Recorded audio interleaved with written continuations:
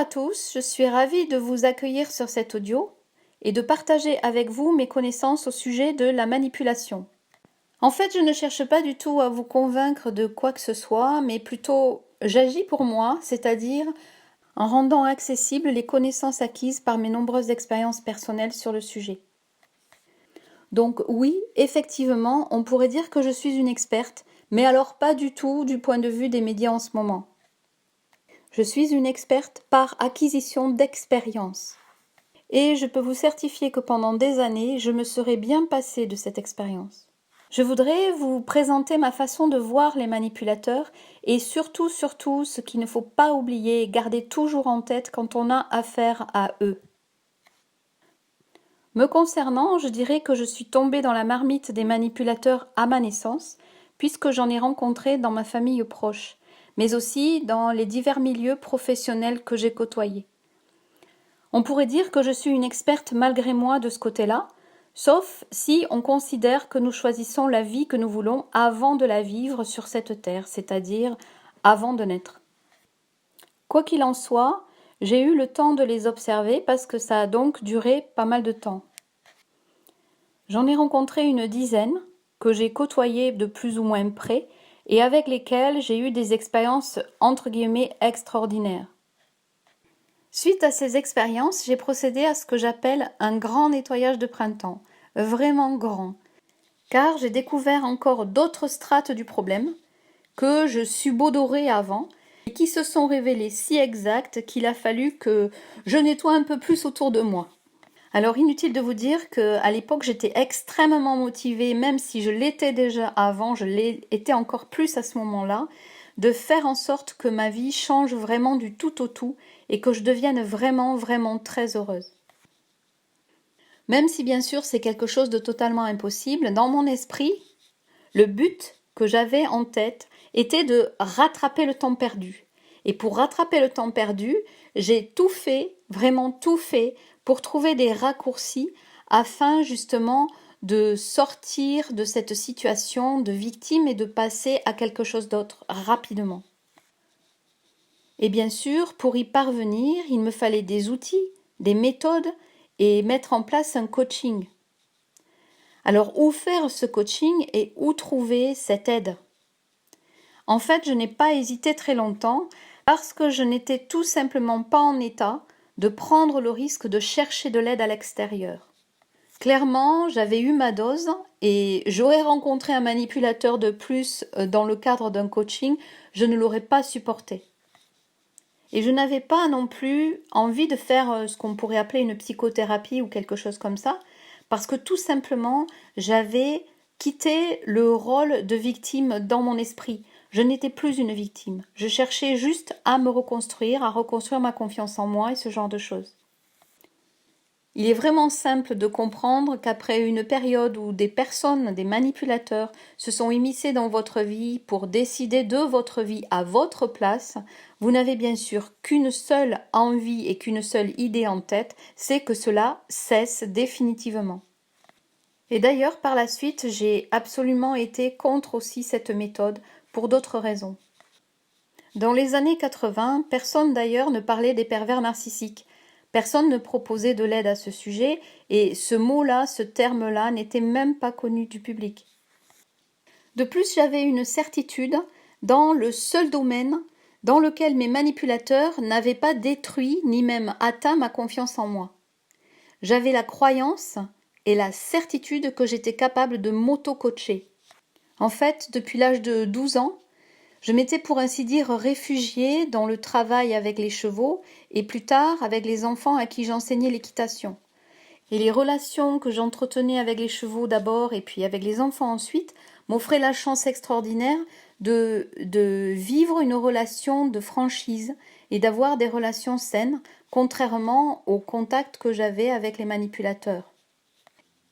À l'époque, il m'arrivait aussi de partir dans la nature pour me ressourcer et m'éloigner justement de ces contacts. C'est grâce à ce sport qui me passionnait que j'ai appris à utiliser mon imagination pour créer des apprentissages ludiques afin de maîtriser et d'éviter la peur. L'autre atout que j'ai pressenti pouvoir utiliser en m'auto-coachant était le fait que j'ai toujours été intéressée par créer moi-même des outils ou des processus. Ensuite, la vie m'a amené à arrêter ce sport pendant 23 ans pour le reprendre à ma façon et atteindre en fait un niveau bien plus élevé que celui que j'avais atteint en étant professionnel. C'est à ce moment-là que j'ai élaboré mon propre coaching sur les chevaux et mon but très précis était d'obtenir un partenariat très privilégié sans lutte entre l'homme et l'animal. Toutes ces expériences accumulées m'ont donc décidé à m'auto-coacher et à n'avoir aucun recours à une aide extérieure. Et la cerise sur le gâteau a été que dès que j'ai fait ce choix, j'ai su que j'étais sur la bonne voie. Dans mon esprit, j'étais vraiment comme quelqu'un qui voit la lumière au loin, qui marche vers elle, sur un chemin simple, droit, mais irrégulier et caillouteux. Je me sentais également comme quelqu'un qui sait très bien qu'il ne reviendra jamais sur sa décision parce qu'il sent au fond de lui qu'il a raison et qu'il n'a pas le choix. Donc j'étais heureuse qu'il en soit ainsi en fait, malgré le stress et malgré toutes les difficultés que je pouvais avoir à l'époque. Comme j'avais très envie de tourner la page et de passer à des choses beaucoup plus heureuses, je n'ai pas eu envie de partager mon expérience de suite. Et ce n'est qu'en mai-juin 2016 que j'ai eu envie d'écrire un livre, puis je l'ai édité et je l'ai publié début 2018 où j'ai créé ma propre société. À ce jour, le livre n'est toujours pas distribué pour une raison qui n'a rien à voir avec le livre, mais à cause d'une autre aventure qui mériterait elle-même un autre livre. Donc si ça peut faire taire quelques détracteurs qui pourraient sortir des bosquets, je peux vous assurer que je n'ai jamais fait le forcing ni profité de la mode. Ça, c'est pour la petite histoire, mais si je vous en parle, si je vous parle de ce livre, c'est parce que justement à l'époque, après mon grand nettoyage de printemps, j'ai continué à vivre comme vous et moi. Et j'ai continué malgré tout à croiser des manipulateurs. Alors ces manipulateurs ne m'étaient pas directement destinés, mais je les croisais dans ma vie. Et je me suis posé la question dans ce livre. Mais pourquoi y en a-t-il autant ? Parce que normalement, nous les attirons. C'est-à-dire que les victimes des manipulateurs, en général, font ce qu'il faut pour les avoir dans leur vie. Bon, quand on les a à la naissance, on pourrait estimer qu'ils nous sont tombés dessus. Mais, en règle générale, nous attirons les manipulateurs. Donc je me disais là, tu ne fais rien pour les attirer. Tu ne fais strictement rien. Alors pourquoi tu en croises autant ? Que se passe-t-il dans la société actuelle pour qu'il y en ait autant ? Est-ce qu'il ne serait pas en période de croissance ? Et quelles pourraient en être les raisons ? Voilà pour l'aparté amusant ou plutôt prémonitoire du livre, dans lequel je percevais déjà ce qui se tramait. Au passage, je tiens à préciser que je peux prouver ce que j'avance, que ni les dates, ni la photo des 2 pages du livre ne sont des fake news. Donc venons-en maintenant au partage que je voudrais faire avec vous. Je voudrais attirer votre attention sur certains points précis de la manipulation, c'est-à-dire la manipulation que j'appelle moi transpersonnelle de personne à personne, comme celle que j'ai vécue, puisqu'en fait je n'étais jamais dans un groupe quand j'ai subi la manipulation. Et je vais également bien sûr faire un parallèle avec la manipulation de masse que nous découvrons et que nous subissons aujourd'hui, puisqu'il y a une manipulation globale sur quasiment tous les peuples de la Terre aujourd'hui et depuis longtemps. Si je partage ces points, c'est parce que je pense qu'ils sont très importants et qu'il faut toujours les garder bien présents à l'esprit dans la période que nous traversons aujourd'hui et en prendre connaissance lorsque nous n'avons pas l'habitude d'avoir affaire à ce genre de personnes. Personnellement, lorsque j'étais adolescente, j'ai fait appel à l'extérieur parce que je sentais que la situation n'était pas normale au fond de moi. Je cherchais en fait une confirmation, un avis extérieur, parce qu'il était très difficile pour moi de remettre en cause l'éducation de mes propres parents et que surtout j'étais seule face à eux. Donc j'ai fait appel à une amie et même à plusieurs amis à 2 reprises. et ça n'a jamais fonctionné. Ça n'a jamais fonctionné pour la simple raison que les manipulateurs jouent des rôles différents en fonction du public auquel ils ont affaire. C'est pourquoi ces amis ont trouvé que tout allait bien dans le meilleur des mondes. Et une autre fois, je me suis adressée à la police au sujet d'un autre manipulateur parce que j'avais besoin de valider quelque chose et je suis allée les chercher pour porter plainte, avoir de l'aide pour coincer quelqu'un qui avait posé un acte de manipulation. En fait, ces policiers m'ont cuisiné pendant à peu près 2 heures, ça a duré vraiment très très longtemps, pour vérifier à juste titre s'ils pouvaient me faire confiance. Et franchement et honnêtement, ils n'ont pas eu à l'époque un brin de psychologie. Bon, c'est vrai que ça a lieu dans les années de mémoire à peu près 1986-87. Donc à l'époque, je ne pense pas qu'ils aient été formés à ce genre de réception des victimes, mais ils faisaient leur travail de vérification tout simplement. Et ils ont tellement tardé à m'accorder cette aide, ils ont mis tellement de pression sur moi que moi je ne l'ai pas supporté et j'ai décidé de me débrouiller seule, de moi-même. Ce qui fait que, en fait, j'en ai pris pour 20 ans. Parce que pendant 20 ans, je me suis promenée dans la rue comme vous et moi, sans savoir qui était venu m'importuner. Au bout de 20 ans, j'ai vécu un concours de circonstances particuliers qui m'a permis de déclencher dans mon cerveau, sans doute, une compréhension des événements passés. Et surtout, qui m'a permis de trouver l'identité de la personne responsable par moi-même. C'est ainsi en fait que j'ai résolu la situation, sauf que je l'ai fait 20 ans plus tard. Bien sûr, je n'ai pas sauté de joie quand j'ai constaté qu'on ne m'aidait pas suffisamment vite et suffisamment efficacement. Ça, c'est sûr, mais je ne raconte pas cette histoire pour apporter du moulin contre la police. Je n'ai aucune intention négative contre eux du tout. Alors pourquoi je raconte ça aujourd'hui ? Je vous raconte ça aujourd'hui pour essayer de vous faire comprendre des choses qui, à mon sens, sont extrêmement importantes dans la situation que nous vivons tous maintenant au niveau de la manipulation globale.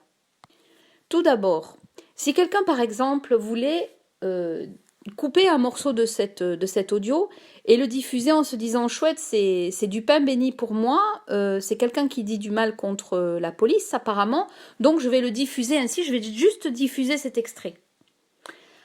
Eh bien, cette personne non seulement mentirait à d'autres personnes, mais elle se mentirait également à elle-même, et d'ailleurs surtout à elle-même. En fait, elle choisirait au milieu de tout un discours, entre guillemets, la partie que elle désire. C'est-à-dire vraiment, elle limiterait, je ne sais pas, à peu près 1 heure de diffusion à 30 secondes. Donc c'est très réducteur. Mais ça, c'est elle. Mais qu'est-ce que nous faisons dans la vie ? Nous faisons dans la vie exactement ce qu'une personne qui ferait ça fait. C'est-à-dire que quand nous vivons des situations, nous choisissons la partie de la situation qui correspond à ce que nous sommes capables d'accepter, à ce que nous voulons ou nous recherchons. C'est quelque chose, c'est pas forcément quelque chose qui est dans le même sens que ce que nous désirons, mais c'est quelque chose qui nous conforte dans les choix de façon de voir les choses que nous avons fait. Donc, et ça, nous le faisons tout au long de la vie. Donc, dans la situation extraordinaire que nous vivons aujourd'hui, c'est plutôt la situation extraordinaire dont nous nous apercevons aujourd'hui, parce que la situation, elle existe depuis belle lurette. Notre façon de la voir peut être très réduite, très réductrice. Et en fait, beaucoup de gens n'auront peut-être pas envie de capter la totalité de la situation. Ça, c'est le premier aspect que je voulais partager avec vous. Le deuxième point, c'est que moi, j'ai transcendé tout ça depuis très très longtemps. Ça fait à peu près plusieurs dizaines d'années. Donc, ce que je raconte ici, ce ne sont vraiment que des faits. Et les faits sont les faits. On ne peut pas modifier les faits. Ce qu'on modifie, c'est notre façon de percevoir les faits. L'autre point, c'est que chaque action que nous faisons est importante, parce qu'elle laisse des traces. Il y a des faits, et les faits vont nous poursuivre tout au long de notre vie. Donc, si on agit ou si on n'agit pas, ça restera, je dirais, dans votre histoire. Ça restera pas forcément dans l'histoire nationale ou internationale, ou globale, mais ça restera dans votre histoire. Vous le saurez. Même si vous cachez ça sous un mouchoir, vous saurez ce que vous avez fait, vous saurez ce que vous n'avez pas fait. Et la situation actuelle, elle impose à mon sens une action. C'est mon point de vue. Parce que sinon, si vous comptez sur les autres, justement, si vous comptez sur des messies ou si vous comptez sur le groupe pour agir, vous vous plantez lamentablement. Mais vous vous plantez par rapport à vous-même. Et dans l'histoire que je vous ai racontée, qui est réelle, il n'y a pas que la police qui n'a pas fait son travail ou qui a mal fait son travail. Il y a moi aussi. Parce qu'en fait, il y a un moment où j'ai préféré choisir une façon de voir les choses qui me permettait de refuser en fait la réalité. Et en refusant cette réalité, c'était tellement plus facile pour moi de vivre, de croire vivre normalement. Donc, en refusant l'opportunité que j'avais moi-même créée de résoudre la situation, j'ai refusé de la résoudre. Et comme la nature est très bien faite, la vérité finit toujours par ressortir, celle que vous vous êtes cachée à vous-même. Ça aussi, c'est une leçon de cette expérience. Un autre aspect de cette histoire qui est très important est que la raison pour laquelle j'ai refusé d'aller au bout de ma démarche était en fait que je préférais vivre dans un rêve, entre guillemets, plutôt que de vivre la réalité. Parce que les circonstances du moment faisaient que ça avait augmenté le curseur de la difficulté de supporter les choses. Et ce curseur était trop élevé pour moi à un moment, donc j'ai rabaissé tout ça en préférant vivre dans une fausse réalité. Et je suis parvenue à le faire avec l'aide du contexte, c'est-à-dire avec la réaction de la personne à qui je demandais de l'aide. Bien sûr, lorsqu'on agit ou qu'on n'agit pas, on est aussi responsable de ce qui se passe autour de nous à cause de ce que nous faisons ou ne faisons pas. Le fait de l'avoir transcendé des années après me permet aujourd'hui d'avoir une vie extraordinaire parce que je suis capable de voir les choses différemment et qu'il y a des situations que je transcende parce que c'est plus facile, c'est beaucoup plus facile quand vous l'avez fait une fois de le refaire. Mais ce qui nous arrive dans la vie, dans notre vie à tous, à chacun, parce que c'est exactement la même chose pour tout le monde, c'est ce que nous sommes capables de supporter. C'est-à-dire que vous aurez des événements difficiles dans votre vie si vous êtes capable de les supporter. La nature, elle est bien faite de ce côté-là. Elle ne vous envoie pas des conditions que vous ne pourriez pas transcender d'une manière ou d'une autre. C'est bien pour ça que ça apporte une force incroyable quand on y parvient. Mais en fait, la nature, c'est vous. C'est vous qui créez votre réalité. Pour vous donner une image proche de la réalité, c'est exactement comme si vous vous envoyiez à vous-même des épreuves à subir, des épreuves d'examen, et que vous regardiez si vous étiez capable de les réaliser et de les réussir. C'est exactement ça. C'est pour ça que nous le voulions ou pas, à mon sens, nous avons tous un lien avec la situation globale que nous traversons aujourd'hui. Même si elle est extrêmement négative et même si on n'a pas commis d'atrocités dans cette vie. Et le dernier aspect enfin que je voudrais partager à propos de mon expérience personnelle est que lorsque j'ai fait un pas en arrière, ce pas en arrière a été motivé par le fait que je me suis sentie incapable, ou j'ai carrément été incapable de remettre en question des valeurs que j'avais accordées à une situation ou à quelqu'un. Donc, je dirais en quelque sorte que j'ai je n'ai pas été capable de remettre en question un statut, entre guillemets. Statut avec un T à la fin. D'ailleurs, c'est amusant de voir, entre guillemets, que les casseurs aux États-Unis ont démoli des statues avec un E à la fin. Ils l'ont fait pour enlever les repères autour des gens, dans le but de leur faire perdre leur histoire, de chambouler leur paysage. Mais curieusement, sans le faire exprès, ils nous disent exactement ce que nous devrions faire face à cette situation hors norme que nous vivons. Parce que nous devrions remettre en cause certains statuts avec un T qui ont été acquis par des organismes qui ne le méritent pas. Soit parce qu'ils ne l'ont jamais mérité, soit parce qu'ils ont perdu ce mérite. Et la situation que nous vivons au niveau global dans le monde en ce moment nous demande de remettre en question des statuts. Donc c'est vraiment un point important des choses qui fait que on évolue ou on n'évolue pas. Est-on capable de remettre en question une confiance que nous avons mise dans quelqu'un, dans une institution, dans une situation que nous avons créée ou qui a été créée et qui nous est tellement habituelle qu'on devient incapable de la remettre en question. Parce qu'on a tout simplement peur de perdre nos repères, les repères qu'on a fabriqués tout autour de nous. Je raconte ça pour vous expliquer que chercher de l'aide à l'extérieur est très difficile. Parce qu'en fait, c'est quelque chose de très important. On est en douleur au moment où on le fait, au moment où on cherche cette aide à l'extérieur, et on a tendance à attendre le Messie, à attendre quelqu'un qui va venir résoudre les problèmes à notre place. On attend aussi quelqu'un qui va prendre en charge la situation.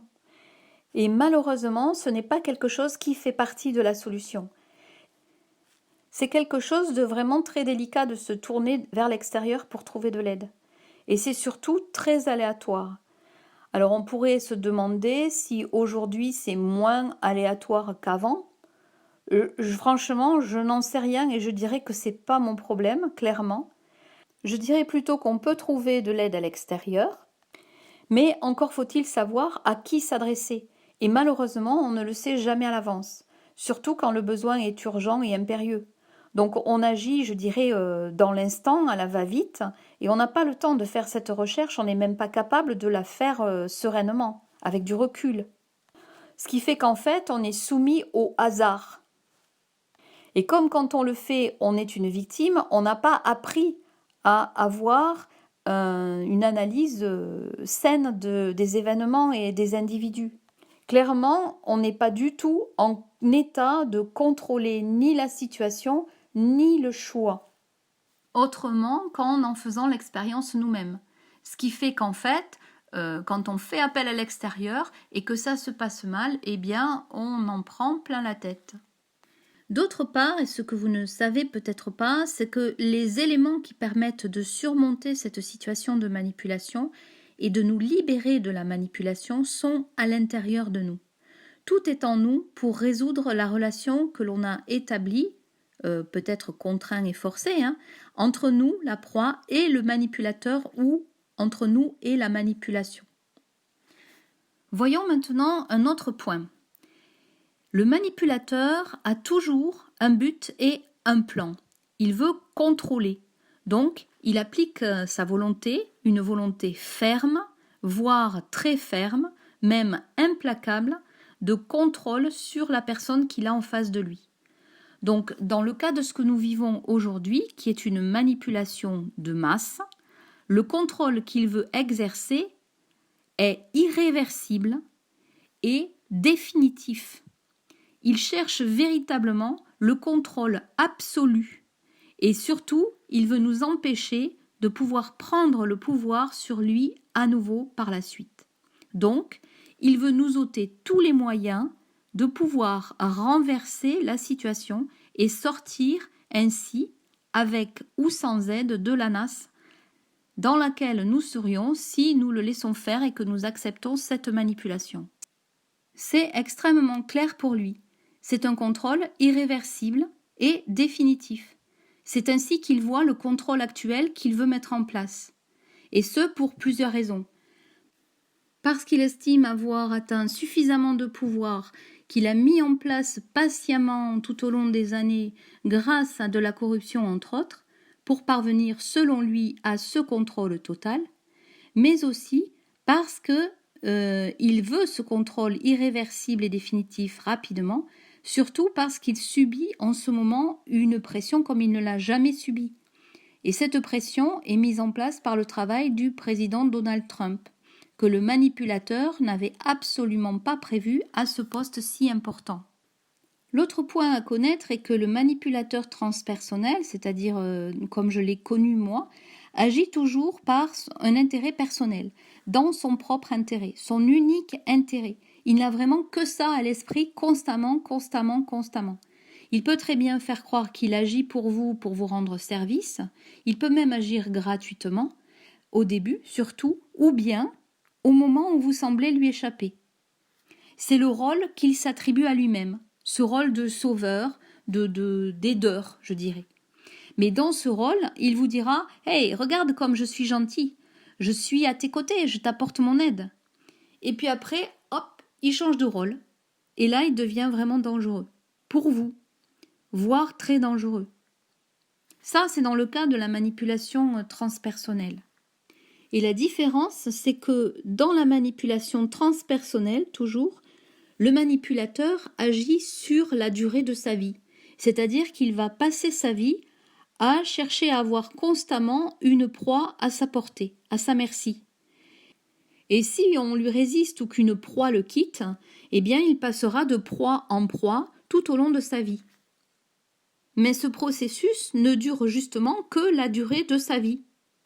Alors que dans la manipulation de masse, que beaucoup de personnes ne découvrent que aujourd'hui, il existe deux paramètres importants qui sont la durée et le moyen, ou plutôt les moyens.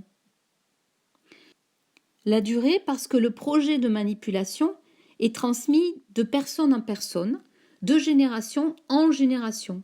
Le manipulateur agit sur des dizaines et des dizaines d'années et des siècles entiers. Donc son projet est étalé sur une durée très très longue et l'échelle de temps est très très longue. Il ne faut vraiment pas perdre ça de vue. Vous comprendrez dans un instant pourquoi. Le deuxième point important, c'est qu'ils ont besoin de moyens. Puisqu'ils veulent manipuler des masses entières, ils ont vraiment besoin de moyens, de leviers pour contrôler ces masses. Donc ils ont besoin de personnes, de stratégies élaborées et de financements importants. C'est juste pour ça que la manipulation, cette manipulation de masse, dure tant de temps. Pendant toutes ces années, ces siècles, parce que nous pouvons parler de siècles entiers là. Il a accumulé les moyens qui lui étaient nécessaires pour parvenir à ses fins, tout en faisant perdurer le projet, en le passant de personne à personne à travers les générations entières. Pourquoi a-t-il besoin de la durée ? Tout simplement parce que pour manipuler une masse entière, des peuples entiers, cela demande un contrôle extraordinaire de beaucoup de personnes, de tout le peuple. Donc il faut qu'il passe inaperçu. Sinon, la masse, le peuple, se retourne contre lui, contre eux. Donc ils ont dû avancer pas à pas, en prenant énormément de temps, à cause de notre pouvoir.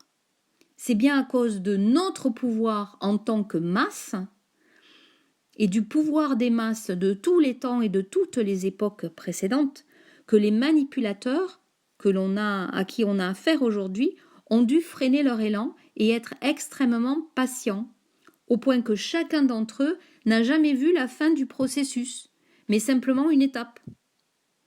Pourquoi c'est nécessaire ? Parce que simplement, ils devaient passer inaperçus auprès des masses. Aujourd'hui, il faut vraiment se boucher les yeux et les oreilles pour ne pas voir. Pour ne pas voir ce qu'ils font comme manipulation. Ou bien, malheureusement, il faut être déjà bien dans la nasse pour ne pas voir et ne pas comprendre.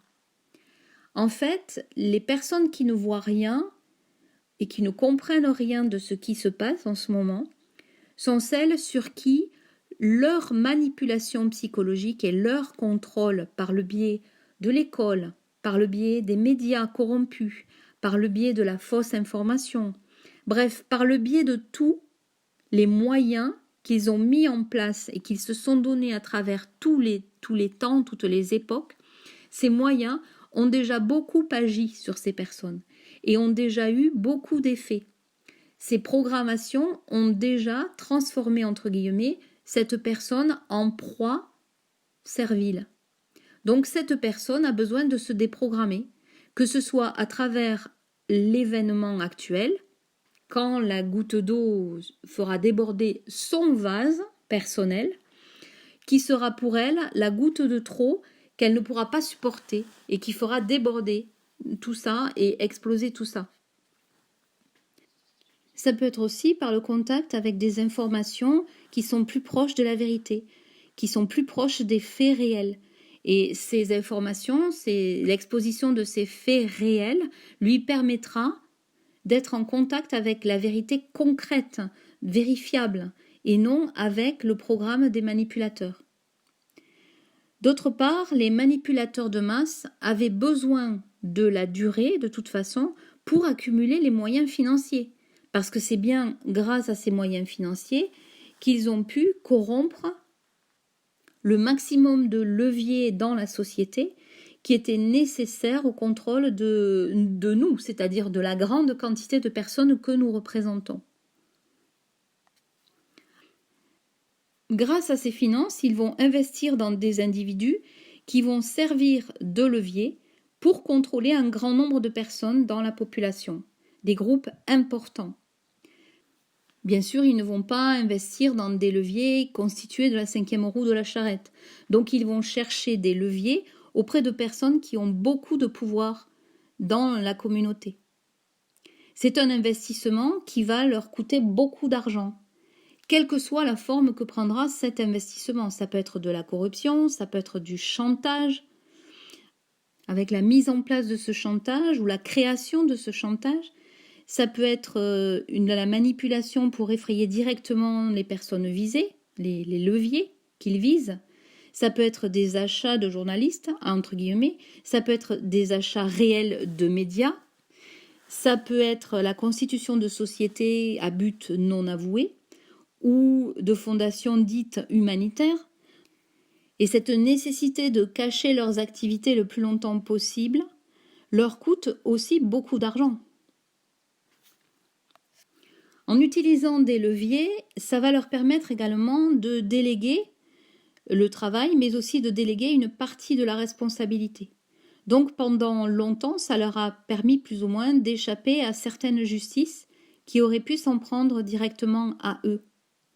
Cependant, parvenus à une étape ultérieure, que nous avons certainement dépassée depuis pas mal de temps, ils ont eu également la possibilité, par corruption des strates de la société, de faire voter des lois pour s'auto-protéger.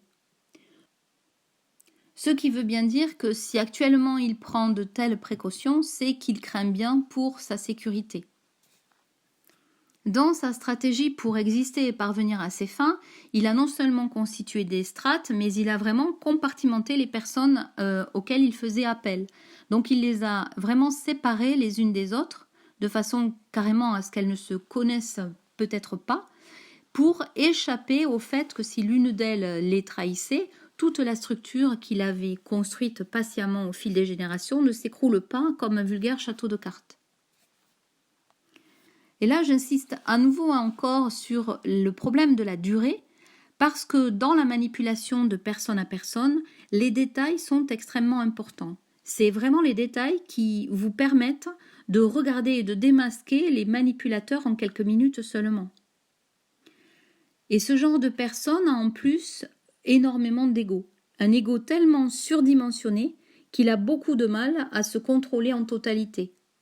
C'est déjà difficile d'ordinaire pour les personnes saines d'esprit de se contrôler en totalité, parce que tout simplement ça demande beaucoup de sagesse, parce que la volonté ne suffit pas à se contrôler. C'est tellement plus simple et plus facile d'être soi-même. Mais lui, c'est impossible qu'il soit lui-même, puisqu'il joue des rôles à longueur de temps. C'est pour cela que les détails sont vraiment révélateurs. Dans la manipulation de masse, et compte tenu de la durée utilisée pour mettre en place ces projets, il vous sera aisé de comprendre que la volonté de passer inaperçu pour contrôler les masses fait que nous avons affaire à des détails de détails, c'est-à-dire que les manipulateurs sont obligés de passer inaperçus, donc de pratiquer des actions infimes pour ne pas être repérés. C'est pourquoi ils nous ont bernés si longtemps. Donc, en tant que public non averti, nous n'avons pas à nous prendre pour des imbéciles, de n'avoir rien vu ou de n'avoir pas vu depuis le début. Il est certain qu'aujourd'hui, en ce moment même, nous vivons vraiment une période extraordinaire, parce qu'il y a tellement de gens qui les ont repérés qu'ils ne se cachent même plus. Ils n'ont plus le temps, ils sont en danger d'être complètement anéantis. Donc, ils n'ont pas le temps de prendre toutes ces précautions. Ils sont tellement si près de leur but qu'ils n'ont même plus envie de se cacher. Ils sont à 2 doigts de pouvoir installer des mesures de contrôle définitifs et irréversibles sur nos personnes et sur nos enfants. Imaginez. D'autre part et de tout temps, la meilleure façon de cacher quelque chose est de le mettre bien en vue, à la vue de tous. Et plus c'est gros, plus ça passe. Parce que beaucoup de personnes ne savent pas ou oublient facilement que justement la meilleure façon de cacher quelque chose est de le mettre bien en vue. Selon vous, est-ce que beaucoup de personnes remettent en cause des institutions ? Est-ce que beaucoup de personnes ont des doutes sur des sociétés à but humanitaire ? Est-ce que beaucoup de personnes ont des doutes sur des institutions religieuses ? Est-ce que beaucoup de personnes ont des doutes sur des personnes vraiment charismatiques à travers le monde ? Combien de personnes ont été programmées à respecter un statut, à tel point qu'ils en oublient totalement de se demander si ce statut a été acquis de façon honnête ou bien si ce statut est toujours mérité à l'heure actuelle. Une population qui a été tellement maintenue dans l'instabilité psychologique au fil du temps qu'il est très difficile pour elle d'envisager le fait de ne plus pouvoir compter sur leurs repères habituels. Parce qu'en doutant d'un statut, d'une autorité, ils ont l'impression qu'ils seraient dans un état encore plus instable. Cette instabilité est quelque chose de totalement faux. Elle est factice, c'est une illusion. C'est l'illusion que donne le manipulateur à sa victime. Mais la seule façon de savoir est justement de franchir le pas et de remettre en cause certaines choses et certaines croyances que le manipulateur ou les manipulateurs ont pris le soin de programmer en eux au fil du temps. C'est à la seconde où on accepte de faire quelque chose qui nous effraie et qu'on s'aperçoit alors qu'on est toujours en vie, qu'on dépasse nos peurs et qu'on change de paradigme.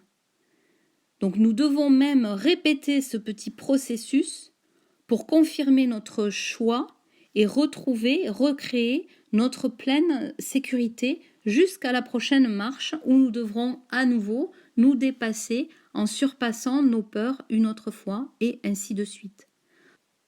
Aujourd'hui, les choses progressent également à notre avantage parce que les manipulateurs, dans leur poursuite, dans leur fuite en avant, espèrent contrôler suffisamment de personnes pour basculer dans leur réalité. Donc ils agissent à découvert, ou presque, et leur arrogance n'a pas de limite, ce qui fait que chacun d'entre nous a davantage de chances de les voir. Et de notre côté aussi, nous espérons bien atteindre le nombre ou la quantité suffisante de personnes pour faire basculer les choses à notre avantage. Et cet effet de groupe, malgré les divisions que le manipulateur met en place pour nous diviser, encourage et unit les personnes dans le combat entre guillemets à mener. Maintenant, si nous revenons un instant aux différentes strates que ces manipulateurs ont dû mettre en place et aux personnes qu'il a dû employer pour parvenir à ses fins, pensez-vous qu'il aura besoin d'eux jusqu'au bout de son projet ? Bien sûr que non. Un projet aussi long nécessite et a nécessité plusieurs étapes. Chaque étape a eu besoin de leviers bien précis qu'il n'hésitera pas à laisser tomber quand il n'en aura plus besoin. Aussi, tous ceux qui le servent et espèrent être payés en retour seront très déçus, si tant est qu'il soit toujours en vie. Je donnerai un seul exemple. Pour bien comprendre, en supposant que les manipulateurs parviennent à leur fin et au contrôle total de la population, est-ce que vous pensez qu'il aura besoin d'autant de personnes pour contenir cette population? Non. Pour les manipulateurs, en fait, les leviers, ce sont que des pions, des pions à utiliser et à jeter quand ils n'en ont plus besoin. Maintenant, je voudrais dire un mot sur les personnes qui sont traitées de moutons ou de débiles. D'abord, c'est une injure, donc ce n'est pas la peine de les injurier, parce que ces personnes ne sont tout simplement pas à un stade où elles peuvent comprendre ce qui se passe. En fait, nous avons chacun notre niveau de conscience ou de prise de conscience potentielle, et chacun de nous est à un niveau différent. Tout simplement parce que tout le monde n'a pas commencé au même niveau. Donc chacun a sa capacité de compréhension et chacun fait comme il peut. Donc ce n'est pas la peine de les injurier ni de leur en vouloir. Ils comprendront certainement un peu plus tard, quand ils pourront le faire. La seule façon d'agir, comme je le disais tout à l'heure, n'est toujours pas de chercher de l'aide à l'extérieur ou d'imposer de l'aide de l'extérieur. Ils comprendront par eux-mêmes, par contre, ce que nous devons faire. C'est de poser des pierres à droite et à gauche afin de les aider à comprendre ce qui se passe. C'est-à-dire qu'à partir du moment où ils seront entourés par de la bonne information en baignant constamment dedans, ils finiront par puiser dans les bonnes sources et en fait ils se reprogrammeront eux-mêmes. Le niveau où ils en sont maintenant, vous l'aviez en fait il y a quelque temps ou dans une autre vie, peut-être. Mais vous êtes vous aussi passé par là. Il faut respecter leur progression et leur capacité à gérer ce qui se passe autour d'eux. Ensuite, je voudrais vous dire que la manipulation ou le contrôle de la manipulation nécessite de la volonté, de la ténacité et de la connaissance.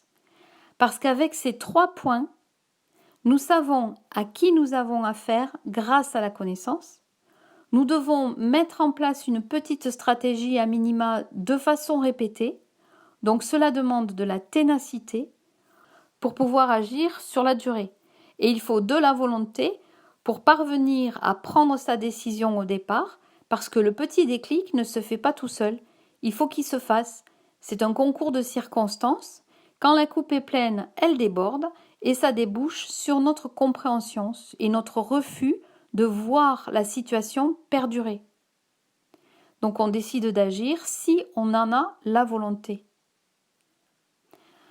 Maintenant, ce n'est pas tout à fait exact parce qu'il y a une question de momentum.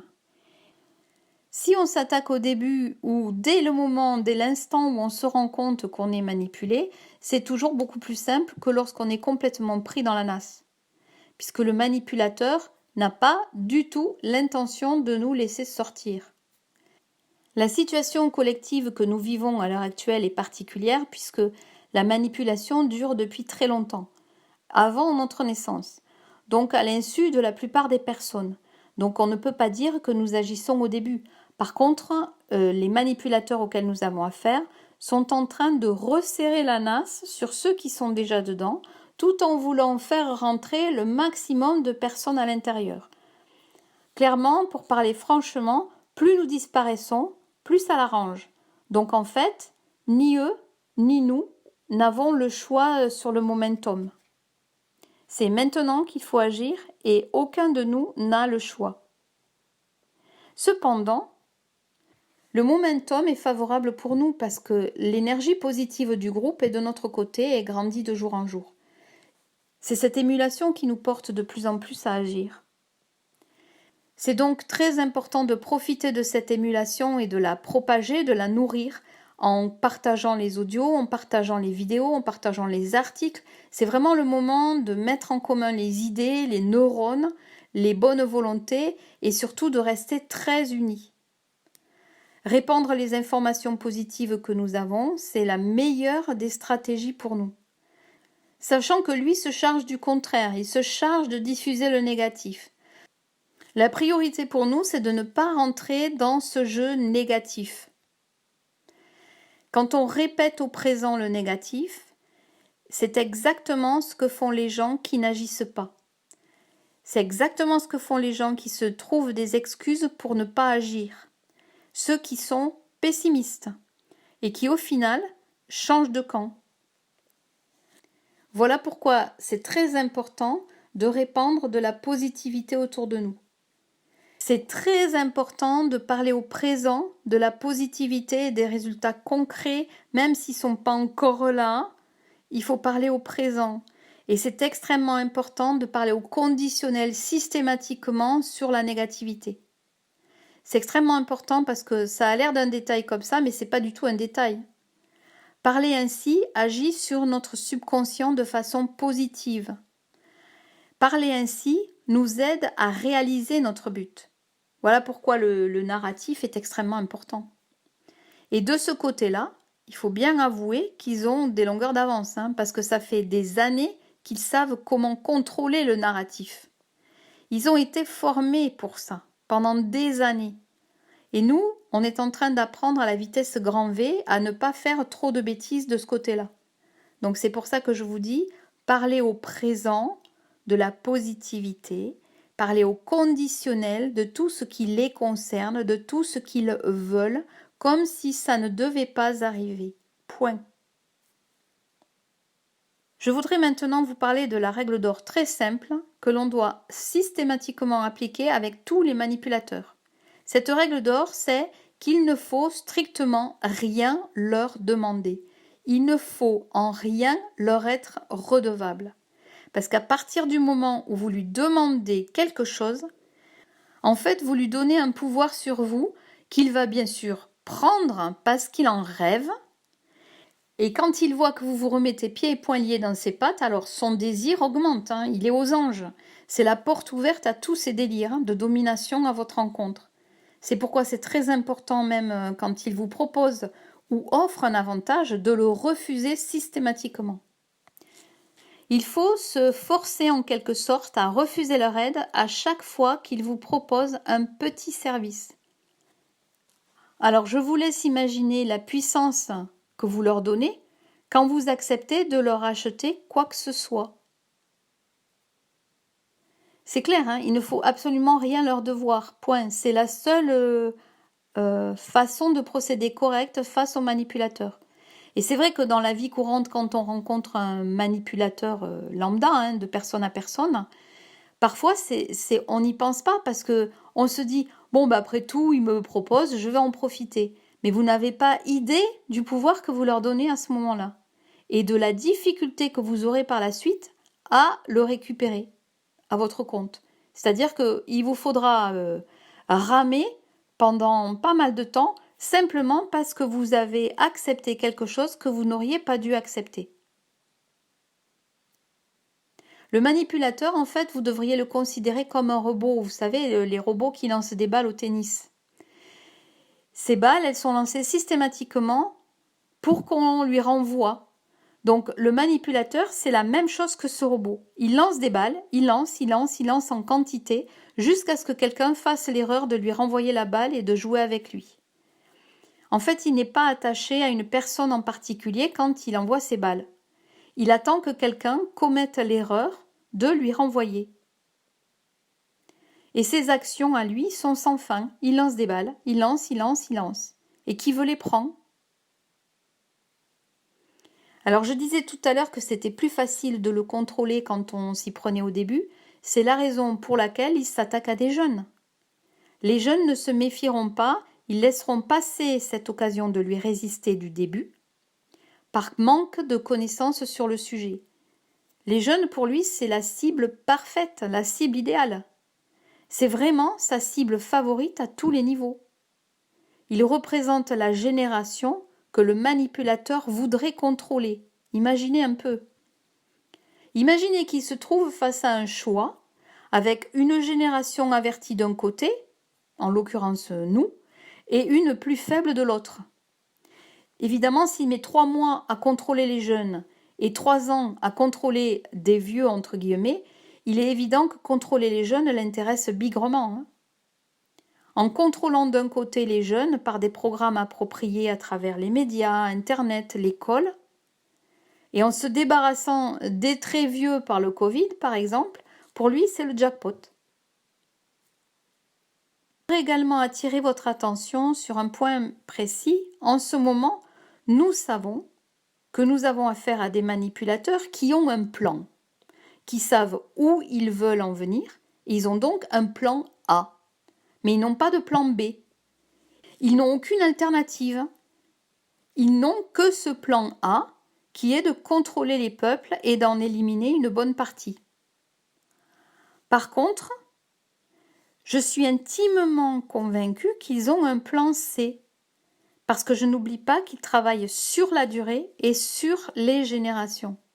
C'est-à-dire qu'ils plantent des graines de ci, de là, en espérant qu'elles vont pousser, et qu'ils vont pouvoir en tirer les bénéfices au cours de la situation actuelle, mais aussi que ces graines qui auraient poussé pourraient leur être utiles, que ce soit directement ou par leurs successeurs, dans cette vie ou dans une autre. Même si ces graines ne poussent pas de suite, ils espèrent qu'elles pousseront, que ces idées seront reprises en fait par un de leurs disciples, par exemple, même si eux sont stoppés. Donc je suis persuadée qu'ils plantent comme ça des idées, dans l'espoir que ces idées soient utiles plus tard et jouent en leur faveur ou en la faveur de leur projet s'ils ne sont plus là. Donc, quand nous les aurons arrêtés en grande partie, il faudra faire un sacré nettoyage de tout ce qu'ils auront pu laisser traîner comme ça et implémenter plus ou moins derrière eux. Par exemple, les lois qu'ils auront mis en place en leur faveur et qu'il ne faudra pas oublier de supprimer. Je vais vous donner un autre exemple que vous n'allez certainement pas aimer. Donc, avant que vous me détestiez de vous donner cet exemple, je vais bien préciser d'abord que j'aime la nature, que je la protège et qu'elle fait partie de moi. Depuis mon enfance, en fait, j'ai toujours été en communion avec la nature et elle a très très souvent été mon refuge. C'est pour ça que je me permets de vous dire la chose suivante, parce que depuis quelque temps, nous assistons dans les médias français à une apologie des mouvements écologiques, et notamment des mouvements politiques écologiques. Maintenant, réfléchissez 2 secondes. Nous sommes en guerre. Tout le monde, y compris eux, nous disent « nous sommes en guerre ». Ils détiennent les médias, qui sont à leurs bottes, et ne sont que des perroquets, et vous voudriez croire, imaginer ou espérer que ces médias seraient capables de vous présenter sur un plateau d'argent la solution idéale du monde à venir. Franchement, c'est pourquoi je refuse de croire et d'accorder la moindre crédibilité dans ce style d'opération marketing, parce que ça me paraît extrêmement douteux, hein. Donc à partir de là, moi, pauvre petit individu, je me pose des questions parce que j'ai encore un cerveau et je cherche des réponses, mais sans me prendre la tête, hein, parce que ça serait utiliser mon énergie qui est très précieuse là où l'état profond veut m'attirer. Donc en fait, je me contente de réfléchir quelques instants et je me dis simplement que des personnes qui sont capables de laisser polluer, de faire polluer l'air, la nourriture, d'agir sur le climat, bref, d'agir sur toutes les ressources dont nous avons besoin, nous, pour vivre, et de nous vendre ensuite des solutions pour nettoyer ceux qu'ils viennent de polluer, c'est jouer à créer des problèmes pour vendre des solutions. C'est un process marketing qui est connu et qui, moi, ne m'intéresse absolument pas. Donc, vous avez le même principe dans les logiciels, hein, un virus et un antivirus vendus après. Vous avez la même chose dans la maladie et le vaccin vendu après. Donc, c'est la raison pour laquelle je n'apporte pas ma caution à l'écologie politique. Donc, si vous n'êtes pas au courant, renseignez-vous sur la géo-ingénierie. Et je vais vous donner un autre exemple qui est très concret et très récent, puisqu'il date d'il y a 15 jours, 3 semaines. Je me fournis en nourriture auprès d'un producteur bio. Je fais des kilomètres pour ça parce que ma région est infectée de pesticides. Donc au passage, j'émets des restrictions logiques et normales sur les cycles courts qu'on veut absolument nous vendre à droite et à gauche. Mais ça, c'est un autre problème. Donc je ne vais plus non plus dans les supermarchés depuis des années et je ne donne pas ma confiance aveugle à l'agriculture biologique. C'est pourquoi j'avais choisi un producteur qui exerçait depuis longtemps et qui m'avait l'air sérieux et qui croyait vraiment ce qu'il faisait, qui était motivé à le faire correctement. Mais à quoi ça sert s'il y a des avions qui polluent régulièrement notre air, sciemment et régulièrement? Je vous laisse sur cette réflexion.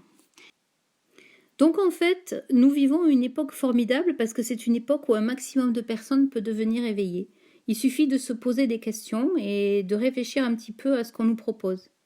Et c'est vrai que le fait d'avoir été déconnecté des médias a rendu service à beaucoup de personnes en ce moment. Parce que ces médias ne sont que des coquilles vides, sans intérêt, mais par contre bourrés d'outils à retourner les cerveaux les plus purs dès le plus jeune âge, et bien au-delà. Tous ceux qui auront saisi l'occasion d'évoluer à leur propre avantage auront fait un grand bond en avant au cours de cette période. Donc si nos manipulateurs là veulent nous enfermer dans une nasse, nous, ce que nous voulons, c'est personne dans la nasse. Et si nous sommes en groupe, ce n'est certainement pas le moment de penser que l'autre va agir à notre place. Parce que le but du jeu, c'est d'atteindre le point de bascule le plus rapidement possible pour faire changer la situation, notre situation extrêmement rapidement à notre avantage. Donc c'est vraiment très agréable de voir que les choses avancent et beaucoup de personnes espèrent les faire avancer plus vite. Bien sûr, il y a un processus de date à respecter aux alentours du début novembre, je crois, mais c'est surtout l'activité des gens qui fera que les choses évolueront plus vite. Et là, je voudrais vous parler de quelque chose de très important. Quelque chose dont moi-même je dois faire attention, même en étant avertie. Quand nous allons sur les médias ou les réseaux sociaux et que nous trouvons une vidéo, un article ou une image intéressante à partager, il faut faire très attention que cet article ou cette image ou cette vidéo ne contienne pas des phrases à double sens. Donc j'invite vraiment tout le monde à faire très attention à ce qu'il partage. En fait, il faudrait qu'après avoir trouvé un article ou une vidéo qui nous interpelle, il faudrait la relire ou la revisionner une deuxième fois, mais cette fois, au lieu de le faire avec vos filtres, de vous mettre à la place du manipulateur comme s'il avait écrit cet article ou fait cette vidéo, avec ses filtres et avec en tête son but et sa vision. Nous éliminer. Essayez de trouver ce qu'il aurait pu dire ou écrire. Et vous serez surpris de voir des allusions à double sens, souvent dans le dernier tiers de la vidéo, mais pas forcément. Et ce double sens se retourne en fait contre nous par la suite quand nous diffusons ou quand nous prolongeons cette diffusion. En clair, on travaille pour l'ennemi en donnant des arguments contraires ou bien en insinuant le doute chez la personne qui reçoit notre diffusion.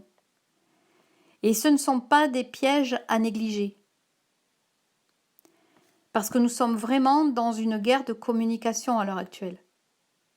Et l'ennemi fait tout pour communiquer ses idées au plus grand nombre. Pour vous aider à avoir une idée plus claire sur ce qui se passe, je voudrais vous donner maintenant des images sur la situation globale, permettre aux gens qui atterrissent, je dirais, dans la lumière en ce moment, à bien comprendre et à cerner la globalité du problème. Et pour ça, je vais vous donner une image très simple.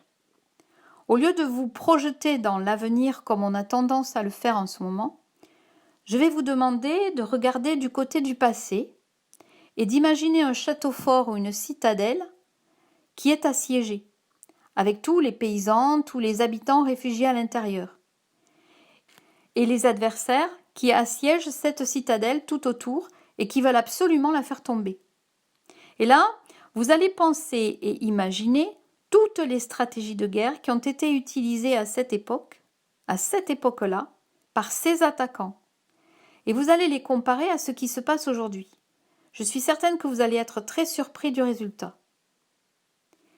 Quand des guerriers assiègent comme cela une citadelle et éliminent toute la communication à l'extérieur, qu'est-ce qui se passe? Eh bien, avant, on vous privait d'eau. Aujourd'hui, on vous prive d'eau dans certains pays, mais surtout, on vous prive de la qualité de l'eau. On la pollue par des moyens divers et variés. Avant, on vous privait de nourriture. On empêchait l'accès à la nourriture par les personnes du château. Aujourd'hui, on vous prive de nourriture de qualité et éventuellement de nourriture tout court. Et on ajoute sciemment des aliments toxiques à l'intérieur. Avant, les archers envoyaient des flèches enflammées sur les toits du château pour le faire brûler et enfumer les gens à l'intérieur. Maintenant, on vous impose des masques et on pollue l'air sciemment. Avant, on balançait de la viande avariée par-dessus les murs pour rendre les gens malades à l'intérieur, et maintenant, on vous balance des virus et des vaccins bien toxiques, ou bien on vous contraint à être en contact avec des pollutions en restant chez vous, par exemple. Avant, on empêchait les réfugiés d'envoyer des missives à l'extérieur. Aujourd'hui, on vous censure. Avant, on empêchait les gens de sortir du château. Aujourd'hui, on vous met en confinement. Avant, on empêchait les assiégés de recevoir des informations de l'extérieur. Maintenant, on empêche les gens d'accéder à la vérité de l'information. Avant, on empêchait l'aide de parvenir aux personnes assiégées. Maintenant, on refuse de l'aide des États voisins. Regardez ce qu'il se passe aux États-Unis, où des États refusent carrément que le président Trump intervienne pour remettre de l'ordre. Ou bien, on refuse l'aide d'un hôpital et on dit que les hôpitaux sont surchargés. Ou bien, on refuse l'accès à l'hôpital des personnes âgées. Avant, les attaquants pillaient les villages alentour du château et donc empêchaient les ressources financières, je dirais, de parvenir à la citadelle. Aujourd'hui, ils créent des fondations qui font prospérer l'argent justement dans des sociétés qui participent aux moyens mis en place pour assiéger le château. Big Pharma, Monsanto, etc., etc., etc. Voilà pour l'image. Alors, je ne sais pas si vous trouvez ça parlant, mais moi, je trouve que c'est un bon résumé de ce qui se passe aujourd'hui et surtout, c'est une vision d'ensemble. Donc, ça permet globalement de ne rien oublier de toutes les attaques que nous subissons aujourd'hui. Et je sais que c'est compliqué pour les gens de diffuser sur un sujet, puis un autre, et puis un autre. Ça paraît un petit peu partir dans tous les sens, mais en fait, quand on a cette vision-là, ça recentre le problème et ça permet de comprendre aux personnes qui le découvrent comment ça fonctionne. Dans l'image du château fort, je ne mentionnais pas les esclaves sexuels que nous connaissons aujourd'hui, le trafic d'organes et les sacrifices. Mais tout ça, ça existait bien sûr avant, sauf excepté le trafic d'organes, que nous devons à notre très chère médecine. Les messes noires dans les souterrains et les salles obscures ne sont pas nées d'aujourd'hui. Il n'y a que les moyens et l'étendue des dégâts qui changent d'une époque à une autre, en fait. Dans le processus d'évolution que nous vivons aujourd'hui, et je précise bien que l'évolution est uniquement du côté de la lumière, il faut bien comprendre qu'il y a des personnes qui sont sur le frein et qui ne comprennent pas bien ce qui se passe. Et du coup, ça nous freine aussi. Les gens qui sont comme ça, nous avons tendance à les laisser évoluer de leur propre côté, à leur vitesse. Et comme nous ne pouvons pas les aider, nous ne pouvons pas évoluer à leur place, nous sommes bien obligés de laisser ces personnes pour pouvoir nous évoluer, pour ne pas être tirés vers l'arrière et retenus contre notre propre évolution. Et laisser des personnes ou des situations qui nous retiennent comme ça derrière nous, nous culpabilise. Jusqu'à ce que nous comprenions que nous n'avons vraiment pas le choix. C'est pour ça que j'en parle dans cet audio. D'autre part, je voudrais mentionner que ce que moi j'appelle l'ancien désordre mondial cherche à me présenter ce qu'il veut obtenir comme étant une évolution. et il nous explique que nous devons accepter nos pertes de repères. Alors je voudrais dire une chose. Une évolution, une vraie évolution, effectivement c'est une perte de repères, mais c'est une perte partielle de repères. Parce qu'au cours de cette réelle évolution, d'une réelle évolution, nous devons abandonner tout ce que nous ne voulons plus, tout ce dont nous voulons nous débarrasser, à juste titre. Parce que nous acceptons, nous comprenons, nous percevons qu'il existe de nouveaux repères auxquels nous accrocher, auxquels croire, et sur lesquels nous fonderons de nouvelles croyances qui vibreront à un niveau plus élevé. Nous aurons à côté conservé tout ce que nous estimons devoir conserver et qui est compatible avec ce nouveau paradigme. Mais le manipulateur, lui, il cherche à nous faire perdre tous nos repères au profit de ses croyances et surtout de ses propres intérêts. Il n'a que faire de notre évolution. Il la combat, il la déteste, il nous déteste. S'il souhaite quelque chose pour nous, ce n'est certainement pas notre évolution. Le manipulateur tel qu'on le connaît là, dans la manipulation de masse, je dis le, mais ils sont plusieurs, il cherche à nous faire perdre nos repères, mais aussi la vie, d'une manière ou d'une autre, psychologiquement ou physiquement, ou les deux à la fois. À l'échelle de l'homme, une évolution ne vous fait pas perdre la vie, mais elle épanouit votre vie. Lorsque vous avez affaire à un manipulateur, il faut toujours regarder au-delà de la direction dans laquelle il vous entraîne, et pas uniquement l'étape qu'il vous fait traverser maintenant. Donc n'oubliez jamais qu'il a un plan à venir, bien programmé étape par étape. En fait, avoir un plan et un but sont les deux qualités que vous avez intérêt à apprendre à son contact. Peu de personnes ont un but et un plan pour le mettre en œuvre dans la vie. Si elles avaient un but et un plan, et si elles étaient focalisées dessus, le manipulateur ne pourrait pas les placer dans sa nasse. Vous comprenez ? Il ne pourrait pas ou très difficilement les programmer comme il le souhaite, parce qu'elles auraient leur mental, leur esprit complètement obnubilé et focalisé sur leur désir à elles. Elles ne seraient pas accessibles à autre chose. Il ne pourrait pas ou très difficilement les programmer comme il le souhaite. Les personnes qui ont un but et un plan regardent moins la télé, sauf si elles sont passionnées par quelque chose à ce moment-là qui passe à la télé en reportage. À moins que leur but ne soit la télé elle-même. Si vous aviez un plan et un but, vous ne sélectionneriez que le sujet qui vous passionne. Et vous préféreriez tellement mieux vivre votre passion vous-même. Voilà, j'espère sincèrement que ce petit audio vous aura servi à comprendre certaines choses sur les manipulateurs ou peut-être à vous rendre compte que certains points sont très importants et ne sont pas des détails.